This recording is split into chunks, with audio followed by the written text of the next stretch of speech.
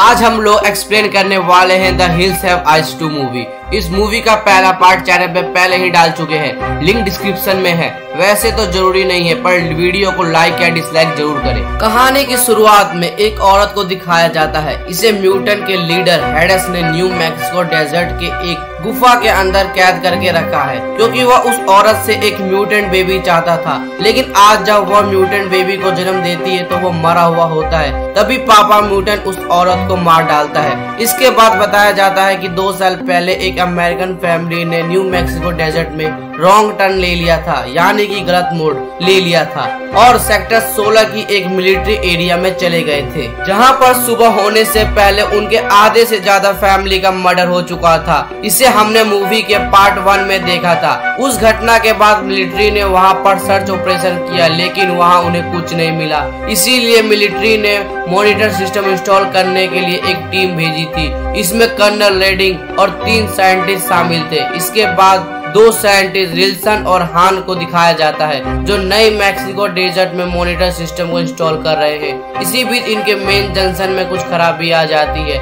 इसलिए हान चेक करने के लिए वहां पर जाता है। जैसे उसे पता चलता है कि एक चूहे की वजह से शॉर्ट सर्किट हो गया है, यह देखकर विल्सन इक्विपमेंट मंगाने के लिए एक बैकअप बुलाता है। तभी फोस्टर को खोजते हुए कर्नल वहां आता है। तभी विल्सन बताता है कि फोस्टर इंफ्रारेड सेंसर सेट करने के लिए माउंट टॉप पर गया है। इसके बाद कर्नल भी पहाड़ों की तरफ निकल जाता है। इसके बाद फोस्टर को दिखाया जाता है, जो सेंसर चेक करने के लिए रेडियो पर विल्सन से कांटेक्ट करता है। फिर सिग्नल वीक होने की वजह से उसे कोई भी रिप्लाई नहीं मिलता। इसके बाद वो वहां से कांटेक्ट करने की कोशिश करता है। फिर हमें पता चलता है कि किसी ने बहुत बेरहमी से हान को मार दिया है, जो कि किसी और का नहीं बल्कि यहाँ रहने वाले म्यूटेंट का काम है। तभी उसे कोई भी रिप्लाई नहीं मिलता तो फोस्टर वापस आने लगता है। तभी उसके सामने हैंसन नाम का म्यूटेंट आ जाता है। वो फोस्टर को नुकसान पहुंचाने की जगह उसे भाग जाने को कहता है। फोस्टर को कुछ भी समझ नहीं आता। उससे पहले एलियन नाम का म्यूटेंट कुल्हाड़ी से अटैक करके मार डालता है। उसकी आवाज सुनकर कर्नल जैसे ही उसे खोजने जाता है, रेज नाम का म्यूटेंट रोड घुसाकर उसे भी मार देता है। उसके बाद हमें कुछ यूएस मिलिट्री के सोल्जर को दिखाया जाता है, जो कि नई मैक्सिको डेजर्ट में ट्रेनिंग कर रहे होते हैं। ट्रेनिंग खत्म होने के बाद कमांडर सार्जेंट उनकी गलती के बारे में बताता है। इसके बाद वो साइंटिस्ट को इक्विपमेंट सप्लाई करने चले जाते हैं, जो यहाँ पर मॉनिटर सिस्टम इंस्टॉल करने के लिए आए हुए हैं। लेकिन जब सार्जेंट अपनी टीम के साथ साइंटिस्ट के बेस पर पहुँचता है, तब तीनों साइंटिस्ट और कर्नल वहाँ से गायब होते हैं और वहाँ पर कोई भी नजर नहीं आता। इसमें से एक सोल्जर रेडियो पर भी कांटेक्ट करने की कोशिश करता है, लेकिन उसे किसी का भी रिप्लाई नहीं मिलता। सार्जेंट बहुत परेशान हो जाता है और अपने सोल्जर को आसपास चेक करने को बोलता है। इसी बीच रेडियो पर कर्नल की आवाज सुनाई देती है। सार्जेंट उससे बात करता है तो कर्नल उससे हेल्प मांगता है और बताता है कि मैं माउंट के टॉप पे हूँ। इसके बाद वो मिरर से अपनी लोकेशन बताने की कोशिश करता है। इसे देखकर sergeant search and rescue mission का ऑर्डर दे देता है। तभी इंचार्ज नेपोलियन सार्जेंट से कहता है कि हमें इसके बारे में हेडक्वार्टर बताना चाहिए। यह सुन सार्जेंट उस पर गुस्सा हो जाता है और उसे एक पैर पर खड़ा होकर कैंप की निगरानी करने को बोलता है। इसके बाद एम्बर को भी यही रुककर रेडियो पर यहाँ आए साइंटिस्ट से कांटेक्ट करने को बोलता है। इसके बाद सार्जेंट बाकी सोल्जर को लेकर माउंटेन की तरफ जाने लगता है। तभी रास्ते में मिक्की नाम का सोल्जर गहरे गड्ढे में गिरने से बच जाता है। इसी दौरान चोट लगने से उसका घुटना जख्मी हो जाता है। इससे उसे चलने में बहुत परेशानी होती है। इसीलिए सार्जेंट उसे बेस कैंप वापस लौटने को कहता है। इसके बाद मिक्की वापस आने के लिए मुड़ जाता है और सार्जेंट बाकी सोल्जर के साथ केयरफुल होकर आगे बढ़ने लगता है। इसके बाद बेस कैंप का सीन दिखाया जाता है। जब नेपोलियन को प्रेशर बनता है तो वह वहाँ के बाथरूम में चला जाता है। वहाँ जैसे ही टॉयलेट करने बैठता है, तभी नीचे से हाथ निकलता है। इसे देखकर वह बहुत डर जाता है और चिल्लाते हुए बाहर निकल जाता है। यह देखकर हैम्बर भी वहाँ चेक करने जाती है तो उसे भी एक हाथ दिखाई देता है। इससे दोनों बहुत घबरा जाते हैं। तभी उसमें से जख्मी आदमी निकलता है और उनसे हेल्प मांगने लगता है। यह देख वो उसे बाहर निकालते हैं। फिर हमें पता चलता है कि वह कोई नहीं बल्कि डॉक्टर विल्सन है। उसकी बॉडी पर बहुत सारे कट देखकर वह और भी ज्यादा परेशान हो जाते हैं। दोनों उसे बचाने की कोशिश करते हैं और पूछते हैं यह सब किसने किया। उसकी कंडीशन बहुत ज्यादा खराब होती है, इसलिए मरने से पहले केवल इतना बता पाता है कि वो यहीं पर है। उसके मरने के बाद वह दोनों और भी ज्यादा परेशान हो जाते हैं। अब उन्हें समझ आ जाता है कि जिस किसी ने मारा है वह बहुत खतरनाक है, इसलिए नेपोलियन सार्जेंट से कांटेक्ट करने की कोशिश करता है, लेकिन सिग्नल ना मिलने से वह उसे कांटेक्ट नहीं कर पाता। तभी कोई आकर उनकी ट्रक में आग लगा देता है। यह देख दोनों अपनी राइफल लेने जाते हैं, लेकिन अब वहां से उनकी राइफल भी गायब हो चुकी थी। इससे एम्बर बहुत डर जाती है और घबरा जाती है। वह समझ जाती है कि यहाँ पर जरूर कुछ गड़बड़ है, इसलिए वो सार्जन के पास जाने के लिए भागने लगती है। अब एम्बर जैसे ही माउंटेन के बीच पहुँचती है तो उसे एलियन नाम का म्यूटेंट पकड़ लेता है और वह उसे ले जाने की कोशिश करता है। यह देख के नेपोलियन उसे बचाने की कोशिश करता है और एम्बर अपनी जान बचाने के लिए उसे फाइट करने लगती है। इससे कमेलियन बहुत ज्यादा गुस्सा हो जाता है और एम्बर पर अपनी कुल्हाड़ी से अटैक करने लगता है। तभी मिक्की भी यहाँ आ जाता है और म्यूटेंट के कंधे पर शूट कर देता है। फिर म्यूटेंट वही एक सुरंग के अंदर भाग जाता है। इसके बाद जैसे ही मिक्की नीचे आने लगता है, म्यूटेंट उसका पैर पकड़कर गुफा के अंदर खींचने लगता है। यह देखकर एम्बर मिक्की के पास जाता और बाहर खींचने की कोशिश करने लगता है।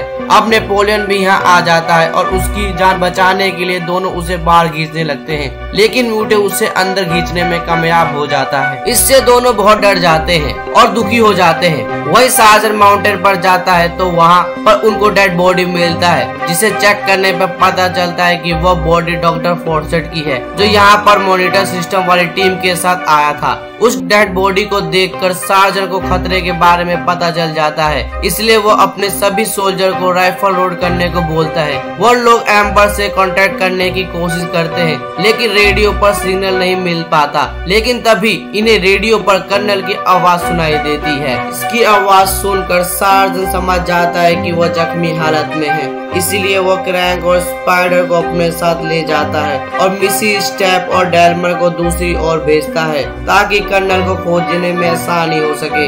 इसी बीच क्रैंक और स्पाइडर सार्जन से अलग हो जाते हैं। इसका फायदा उठाकर लेज नाम का म्यूटेंट इन दोनों पर अटैक करके सार्जन की तरफ भागने लगता है। अब क्रैंक और स्पाइडर उस म्यूटेंट को मारने के लिए उस पर फायर करने लगते हैं। इसी बीच स्पाइडर गलती से सार्जन को शूट कर देता है, जो कि म्यूटेंट की एक चाल थी। यह देख सार्जन को बचाने के लिए उसकी तरफ भागते हैं, लेकिन सार्जन की कंडीशन बहुत ही क्रिटिकल होती है। तभी एम्बर और नेपोलियन भी यहाँ पहुँच जाते हैं और सब मिलकर सार्जन को बचाने की कोशिश करते हैं, लेकिन वो सर्वाइव नहीं कर पाता और यह देखकर सब बहुत दुख हो जाते हैं। अब इन सब को समझ आ जाता है कि वो एक बहुत बड़ी मुसीबत में फंस चुके हैं। इसके बाद यह सब वापस जाने का डिसाइड करते हैं और सार्जन को डेड बॉडी को लेकर वापस लौटने लगते हैं, लेकिन इनके सामने डेड एंड होता है। तभी यह लोग रस्सी से नीचे जाने का डिसाइड करते हैं। सबसे पहले वो लोग सार्जन की डेड बॉडी को स्पाइडर के साथ बांधकर उसे नीचे भेजने लगते हैं। स्पाइडर नीचे लटका हुआ होता है और सोल्जर रस्सी पकड़े होते हैं। तभी अचानक रस्सी टूट जाती है और स्पाइडर भी सार्जन के साथ नीचे गिर जाता है। इससे उसकी भी मौत हो जाती है। यह देख सभी और भी परेशान होने लगते हैं। तभी डेल्मर देखता है कि रस्सी टूटी नहीं है, बल्कि किसी ने जानबूझकर काटी है। इसी बीच इनकी बाकी रस्सी भी गायब हो जाती है। इस वजह से इनकी परेशानी और भी ज्यादा बढ़ जाती है। इसके बाद पैदल ही किसी तरह से नीचे जाने लगते हैं। कुछ दूर जाने पर कर्नल जख्मी मिलता है और वह उनकी हेल्प करने जाते हैं। तभी पीछे से किसी की दौड़ने की आवाज सुनाई देती है, इसलिए सब भी अलर्ट हो जाते हैं। यह सब कर्नल से बाहर निकलने का रास्ता पूछते हैं। तब कर्नल कहता है कि तुम यहाँ से बाहर निकलने के लिए माइनिंग वाली गुफा से होकर जाना होगा, लेकिन वह सब उसी के अंदर रहते हैं, यानी कि म्यूटेंट। वो लेडीज को ब्लीडिंग के लिए रख लेंगे और तुम सबको मार देंगे। इतना कहकर कर्नल शूट कर लेता है और वो नीचे गिर जाता है। इसके बाद यह सब एक प्लान बनाते हैं। मिसी और एम्बर एक जगह पर बैठ जाती हैं और बाकी लोग अलग अलग छुप जाते हैं। दोनों औरत को अकेला देखकर स्टेबल नाम का म्यूटेंट उन पर अटैक करने आता है, लेकिन बाकी छुपे हुए सोल्जर उस पर लगातार फायरिंग करके उसे मार डालते हैं। उस म्यूटेंट को मारने के बाद सब खुश हो जाते हैं। इसी बीच मिसी टॉयलेट करने के लिए चली जाती है। तभी उसके अकेले होने का फायदा उठाकर कैमेलियन नाम का म्यूटेंट उसे उठा लेता है। उसकी चीखने की आवाज सुनकर बाकी सोल्जर उसकी तरफ जाते हैं। इससे पहले वह मिसी को अंधेरी गुफा में लेकर चला जाता है। मिसी को बचाने के लिए सभी सोल्जर उसे खोजने लगते हैं। इसी बीच स्टम नाम का सोल्जर वहां से जाने लगता है क्योंकि वह अपना जान जोखिम में नहीं डालना चाहता। बाकी सोल्जर उसे समझाने की कोशिश करते हैं, हमें साथ रहना चाहिए, लेकिन स्टम किसी की बात नहीं सुनता और वो वापस लौट जाता है। जब बाकी सोल्जर आगे बढ़ने लगते हैं तभी डेड एंड पर नेपोलियन को मिसी का सेल फोन मिलता है। तभी उन्हें नीचे जाने का रास्ता दिखाई देता है। उस रास्ते से स्लाइड करके सभी सोल्जर नीचे चले जाते हैं और मिसी को खोजकर आगे बढ़ने लगते हैं। तभी दूसरी तरफ स्टम डेड एंड पर जा रहा होता है। तभी रीज वहां आ जाता है और स्टम का हाथ काट देता है। इससे वह खुद को संभाल नहीं पाता और नीचे गिर जाता है। उसकी भी उससे मौत हो जाती है। इसकी दूसरी तरफ बाकी सोल्जर गुफा के अंदर मिसी को खोजने में लगे होते हैं। इस दौरान एम्बर अपनी पॉकेट में एक बुलेट रख लेती है क्योंकि लास्ट में वह म्यूटेंट के हाथों से मरने की वजह से वह खुद को सुसाइड करना पसंद करेगी। नेपोलियन उसे समझाने की कोशिश करता है कि हमें कुछ नहीं होगा और हम सभी लोग यहाँ से सेफ निकल जाएंगे। तभी एम्बर वहाँ से नीचे गिरने लगती है। यह देख नेपोलियन उसे बचाने जाता है, लेकिन वह भी उसके साथ नीचे गिर जाता है। दोनों को ज्यादा चोट तो नहीं आती, पर क्रैंक और डैरमर सर अलग हो जाते हैं। अब क्रैंक और डैरमर भी वहाँ तक जाने का रास्ता खोजने लगते हैं। तभी उनको दूसरी ओर नीचे गया हुआ एक बीम दिखाई देता है। सबसे पहले क्रैंक जंप लगाकर वहाँ तक पहुँचने की कोशिश करता है, लेकिन वो वहीं पर नीचे लटक जाता है। यह देख डैरमर वहाँ जाता है, क्रैंक को ऊपर खींच लेता है। इससे क्रैंक की जान बच जाती है। इसके बाद दोनों उस बीम से नीचे आ जाते हैं। वही कैमेलियन मिसी को लेकर गुफा में पहुंचता है। वहां पर वह मिसी को हरेस करने लगता है और किस करने के लिए उसके मुंह में अपना जीभ डाल देता है। इस दौरान मिसी उसकी जीभ काट देती है और जैसे ही वह बाहर निकल जाती है, हेड्स वहां आकर मिसी को जख्मी कर देता है। कैमेलियन को वहां से भगाने के बाद वह मिसी को प्रेग्नेंट करने के लिए रेप करने लगता है। तब क्रैंक, आर्मर, नेपोलियन, एम्बर आवाज सुन लेते हैं और उसे खोजने लगते हैं। तभी वहां एम्बर और नेपोलियन स्टम्प की टोपी और उसका कटा हुआ हाथ मिलता है। इसे देखकर वह दोनों डर जाते हैं। इसी बीच कैमेलियन वहां आ जाता है। नेपोलियन उस पर फायरिंग करना शुरू कर देता है, लेकिन तभी उसकी बुलेट खत्म हो जाती है। इसका फायदा उठाकर उन पर अटैक कर देता है और एम्बर को अपने साथ लेकर जाने लगता है। तब एम्बर अपनी जान बचाने के लिए उससे फाइट करने लगती है। इसी दौरान नेपोलियन बड़ा सा पत्थर लेकर उस पर अटैक कर देता है और उसका सर कुचलकर बुरी तरह से मार देता है। तभी स्नैपर नाम का अंधा म्यूटेंट वहां आ जाता है। उसे देख एम्बर और नेपोलियन छुप जाते हैं। इसी दौरान वो सीक्रेट रूम के अंदर चले जाते हैं। वहाँ पर उनका सामना हैंसन नाम के म्यूटेंट से होता है, लेकिन वो अच्छे दिल वाला म्यूटेंट होता है। वह दोनों को समझाता है कि वो दोनों लोग यहाँ पर सेफ है। कुछ देर बाद डेल और बार्मर भी वहाँ पहुँच जाते हैं। तब स्नाइपर उनकी आवाज सुनकर उन पे फायरिंग शुरू कर देता है। वहाँ डेल्मा को बुलेट लगने से वह जख्मी हो जाता है। तब क्रैंक भी स्नीफर पर फायर करता है और उसे मार डालता है। इसके बाद नेपोलियन उनको भी सीक्रेट रूम में बुला लेता है और हैंसन के बारे में बताता है। अब हैंसन इन्हें बाहर ले जाने के लिए एक सुरंग के रास्ते ले जाता है। वह कुछ दूर चलने के बाद वो लोग एक बंकर में पहुंच जाते हैं, जहां पर बहुत सारी कटी हुई डेड बॉडी थी। उसे देखकर सभी की हालत खराब हो जाती है। तभी एम्बर को वहां मिक्की की डेड बॉडी दिखाई देती है। उसकी बहुत बुरी कंडीशन देखकर एम्बर चिल्लाने लगती है। इसी बीच डैमर की भी कंडीशन बिगड़ जाती है और जख्म गहरा होने की वजह से वो अपना दम तोड़ देता है। यह देख सब बहुत दुखी हो जाते हैं। इसके बाद वो फिर से आगे बढ़ने लगते हैं और एक बंकर के अंदर पहुंच जाते हैं, लेकिन वहां से निकलने का कोई भी रास्ता नहीं होता।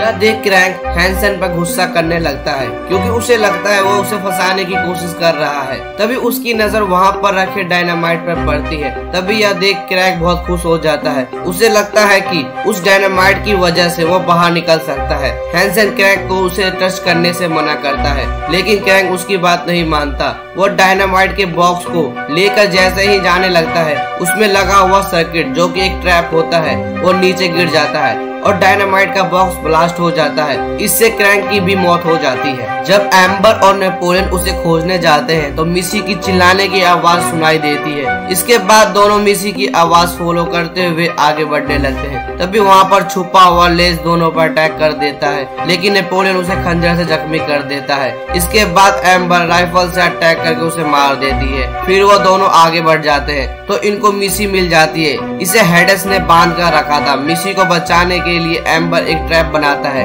वो नेपोलियन से मिसी का फोन लेकर उसमें रिकॉर्डिंग प्ले कर देता है। इसे सुनकर हेडेस को लगता है कि बाहर कोई इंसान है। इसे वो खोजने चला जाता है। इसके बाद दोनों मिलकर मिसी को आजाद कर देते हैं, लेकिन अब हेडेस भी उस फोन तक पहुंच जाता है। इससे वो समझ जाता है कि किसी ने उसके साथ चीट किया है। अब एम्बर और नेपोलियन जैसे ही मिसी को लेकर निकलने वाले होते हैं, हेडेस वहाँ पर आ जाता है और उन पर अटैक कर देता है और मिसी को मारने लगता है। तब एम्बर अपनी आखिरी बुलेट का यूज करती है और उस हेडेस को शूट कर देती है। इससे वो थोड़ा सा जख्मी हो जाता है, इसलिए गुस्से में आकर एम्बर का गला पकड़ लेता है। तब नेपोलियन एक रोड लेकर उसके आर पार कर देता है। इससे वो बेहोश होकर नीचे गिर पड़ता है। इसके बाद मिसी अपना गुस्सा उस पर निकालने लगती है। तभी वो गुस्से में आ जाता है और उसका पैर पकड़ लेता है। यह देख नेपोलियन उसके हाथ पर कुल्हाड़ी मार देता है और दोनों मिलके मिसी को उसकी पकड़ से आजाद करवा लेते हैं। इसके बाद मिसी उसके प्राइवेट पार्ट पर हथौड़े से मारती है और नेपोलियन उसके मुंह में राइफल घुसाकर उसे मार डालता है। इसके बाद तीनों बाहर निकल जाते हैं। इसके बाद हमें बताया जाता है कि जितने भी सोल्जर यहाँ पर मारे गए हैं उनकी फैमिली को नहीं बताया गया है। फिर दिखाया जाता है कि जब तीनों वहाँ से जा रहे होते हैं तो कोई म्यूटेंट सर्विलांस सिस्टम से उन पर नजर रखा हुआ होता है और यह मूवी यहीं पर खत्म हो जाती है। अगर आप लोगों को यह मूवी की एक्सप्लेनेशन अच्छी लगी तो कमेंट सेक्शन में जरूर बताएं और अभी तक चैनल को सब्सक्राइब नहीं किया तो चैनल को सब्सक्राइब करना ना भूलें।